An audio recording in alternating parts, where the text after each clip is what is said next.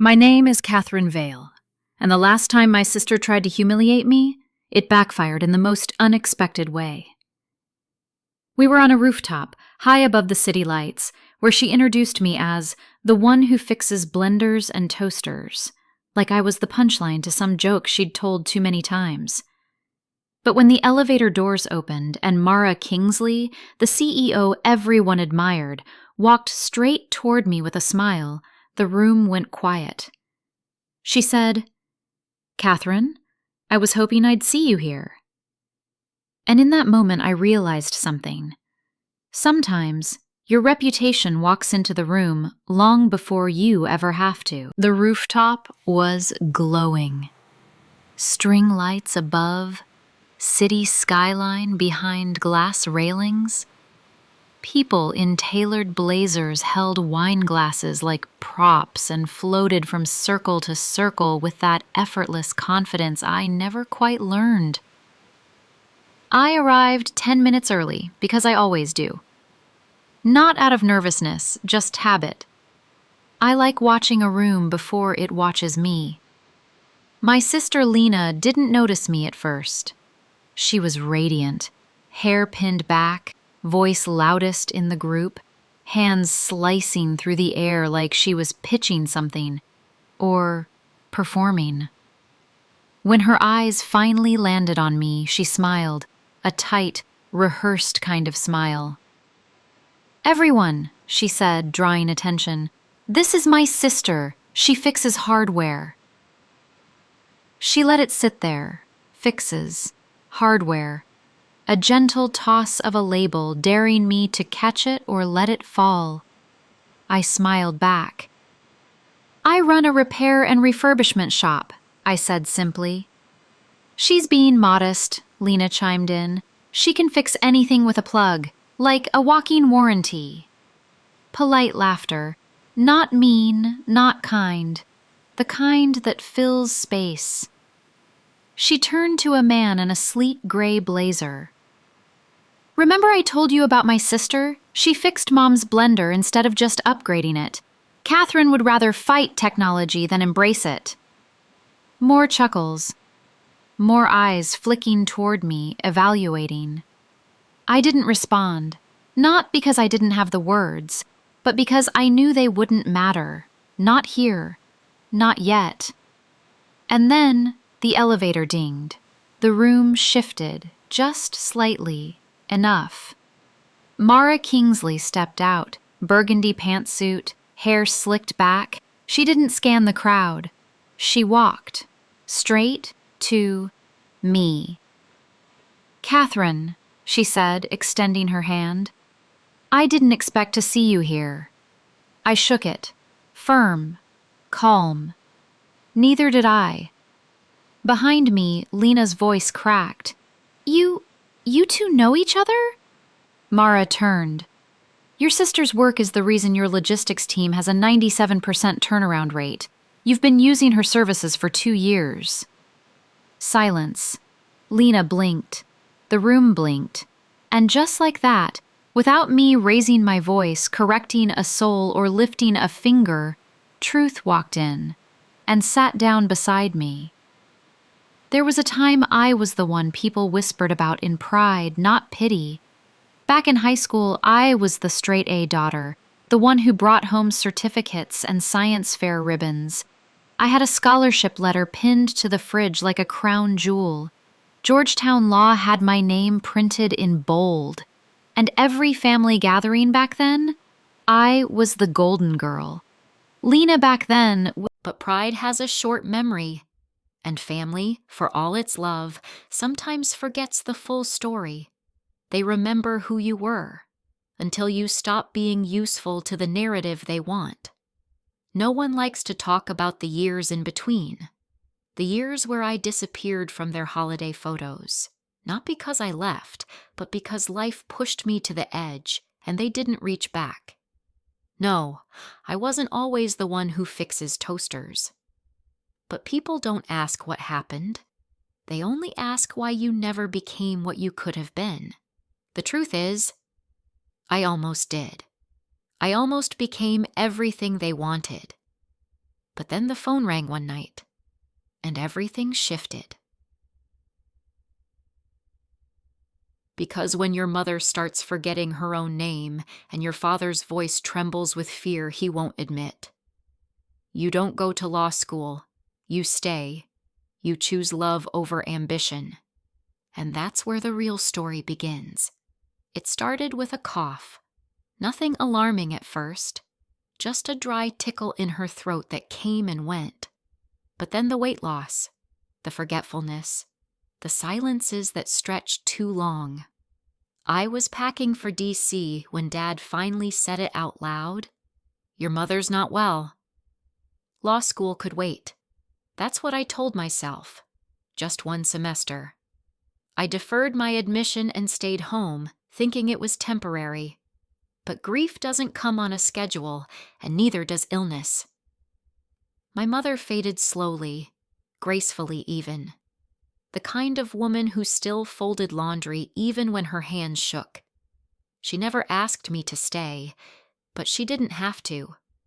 Some nights, I'd sit beside her bed and read her articles from the paper just to fill the silence.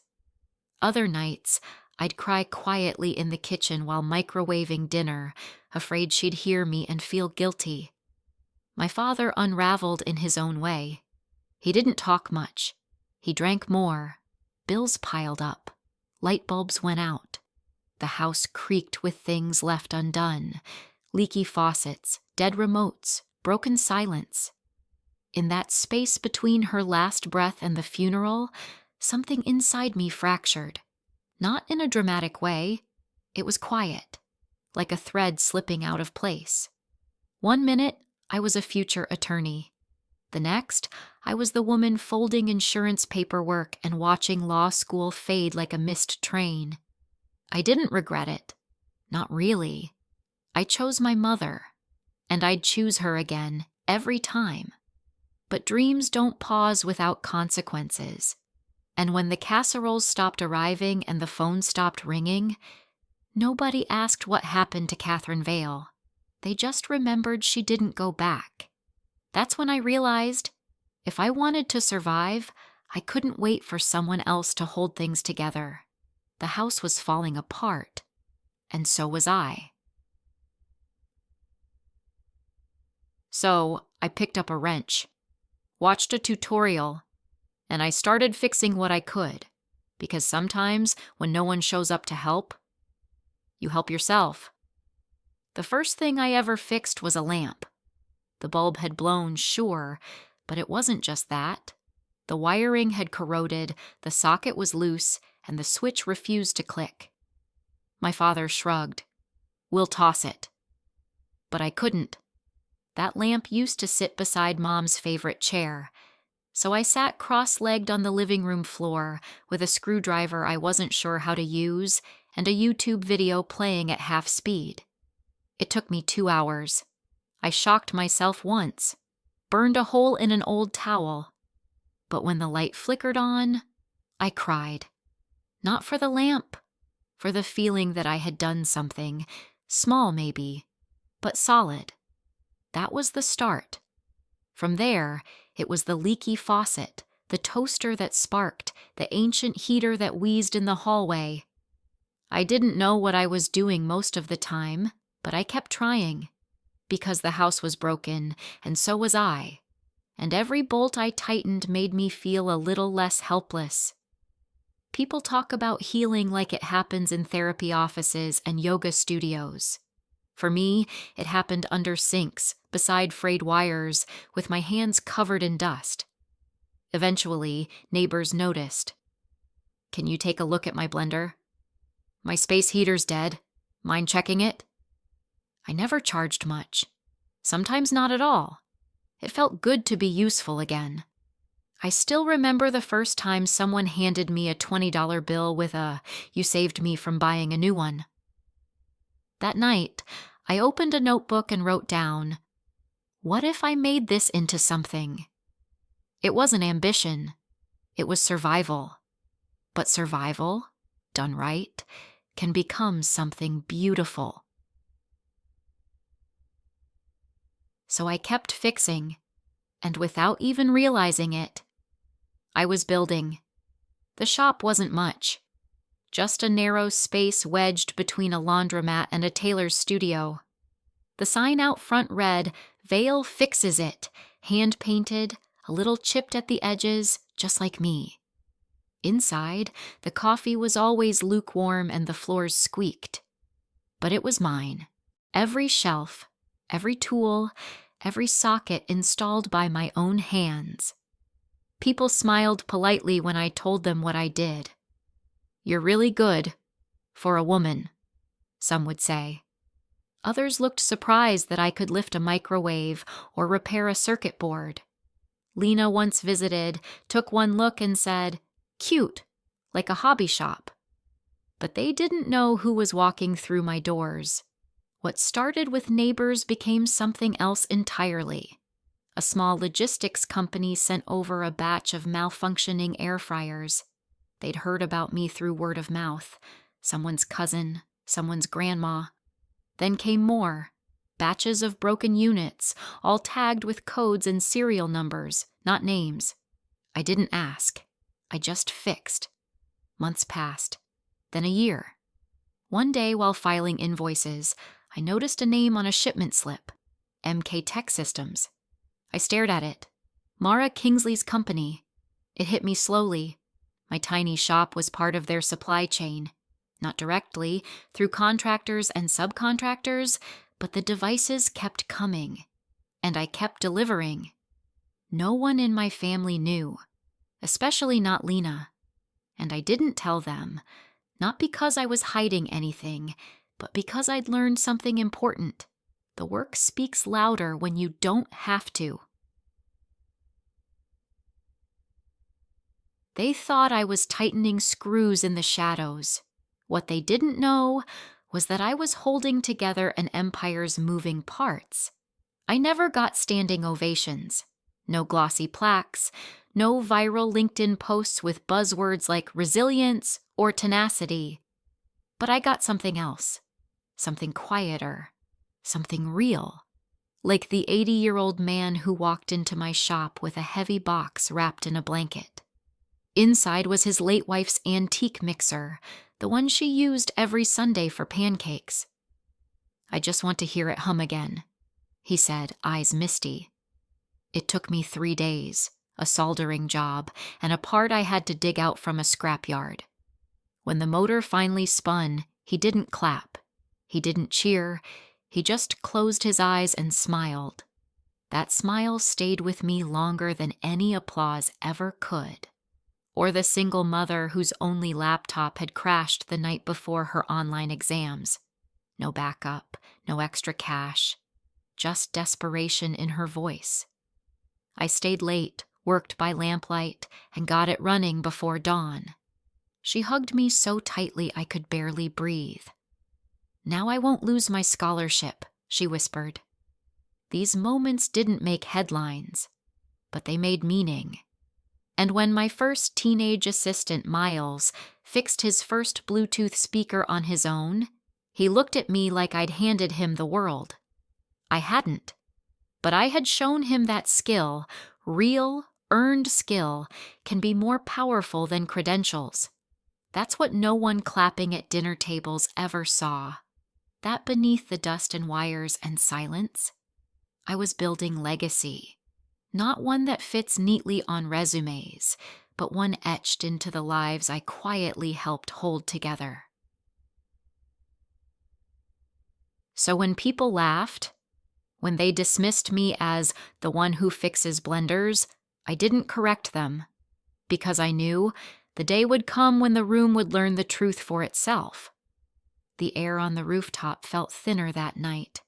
String lights flickered against the skyline, casting everything in gold that didn't quite reach me. I stood with my ginger ale, watching Lena float from group to group, her laugh, loud and curated. She was in her element. I was in the shadows. Then she spotted me. "Catherine," she called out, drawing eyes. "You came." She gestured toward me with a smile too bright. "This is my sister. She's in hardware repair." A beat, then a laugh. Like, seriously, she fixes blenders and air fryers. Basically, if it plugs in, she can resuscitate it. More laughter. I smiled gently. Let it roll over me like I had 100 times before. Then the elevator doors opened. The room didn't go silent, not immediately, but the shift was palpable, like the air itself stood taller. Mara Kingsley stepped out, the CEO, the headline maker, Lena's idol. She didn't scan the crowd. She walked straight toward me. "Catherine," she said, extending her hand with a measured smile. "I was hoping I'd run into you tonight." Lena's laughter died in her throat. "You know each other?" Mara turned to her, calm and direct. "Your sister's repair shop is the reason your logistics team maintains a 97% equipment turnaround. We've been contracting her work, indirectly, for 2 years. Frankly, she solved problems your engineers couldn't." Silence. Glasses paused midair. Conversations dropped mid-sentence. Even Lena didn't blink. I didn't gloat. I didn't smirk. I just stood there, steady. Because this wasn't about revenge. It was recognition. And it had finally arrived, without me raising a single word. Later that night, as the rooftop buzz resumed, Mara circled back. "You've got a sharp eye," she said, handing me a sleek business card. "If you ever want to skip the middleman, call me." I didn't look at the card right away, because in that moment, I already had what mattered. Truth, standing quietly beside me. I didn't take a photo with Mara that night, didn't post the card on Instagram, or craft a poetic caption about destiny. I slipped it into my purse and went back to sipping ginger ale, because I wasn't there to impress anyone. I was there because my sister asked, and maybe, somewhere deep down, I wanted her to see me. Not the version she made jokes about, but the real one, quiet, steady, and standing tall on her own ground. I didn't follow Mara around or try to network with her team. I didn't chase validation, because I had already done the work, and the work had spoken. When I got home that night, I placed the card in a drawer, right next to old receipts, spare screws, and the hand-painted Veil Fixes It sign I'd never quite replaced. I woke up the next morning at 6 a.m. like always, opened the shop, sorted inventory, trained Miles on how to properly rewire a speaker. Nothing changed, and everything changed. Clients still walked in with broken coffee machines and quiet hopes, and I still fixed them, piece by piece, not for clout, not for a headline, but because it mattered. That's the thing about quiet builders. We don't shout about foundations while we're laying them, but one day people look around and realize, the room is standing because of us. I never needed to prove my worth. I just needed time. Time for the truth to catch up. And when it did, I didn't raise my voice. I didn't gloat. I just kept building, because that's what I've always done. I looked at the card a week later. It had sat quietly in my drawer, untouched, nestled between old manuals and a half-used notebook of repair diagrams. White. Minimal. Embossed in silver. Mara Kingsley. Founder and CEO Direct Line. I ran my thumb across the edge and thought about what it might mean. A new job. A bigger paycheck. A seat at a table Lena had always admired from afar. It was tempting. Not because I needed more money or prestige, but because part of me wondered what it would feel like to finally be seen, not just recognized, but applauded. Still, something held me back. I thought about my shop, the worn floorboards, the buzz of Miles asking questions. Sam, the retired electrician, making coffee too strong and telling stories about his Navy days. The woman who brought in her grandmother's radio last Thursday and cried when it played again. There was nothing sleek about my world, but it was solid. It was mine. Success, I realized, isn't always about climbing. Sometimes it's about rooting. And I wasn't done growing where I stood. So I didn't call, didn't follow up. I slipped the card back into the drawer, not as a rejection, but as a reminder that I didn't need to be discovered to matter. I already did. Some people build ladders to escape. Others build ground that holds everyone else up. I chose the ground. I never made a grand announcement. No post that said, I turned down the offer or I chose my path. Because the truth didn't need a microphone. It just needed space. The shop kept growing. Not wildly, not overnight, but steadily. We hired a second teen from the local high school. Miles started teaching him, just like I'd once taught Miles. Clients kept coming, not for discounts or aesthetics, but because they trusted us with things that mattered. A woman brought in her husband's broken watch, the one he wore every day until he passed. We couldn't make it tick again, but we restored the face, polished the casing, and sealed it in a shadow box. When we handed it to her, she cried. "I just wanted to feel like it wasn't all gone," she whispered. That's the kind of fixing I do. Not just wires and buttons, but memory, connection, dignity. Lena and I talk more now, not like sisters in childhood, but like two women who have seen each other clearly, finally. She hasn't made another public joke. Sometimes she even asks for advice, and I give it gently, because I've let go of needing anything from her at all. That's the thing no one tells you about being underestimated. The world thinks your worth is sleeping, but really, it's just waiting. Waiting for the day it no longer needs to shout to be real. I didn't rebuild my life out of spite. I rebuilt it out of love, for myself, for what I lost, for what I still believe in.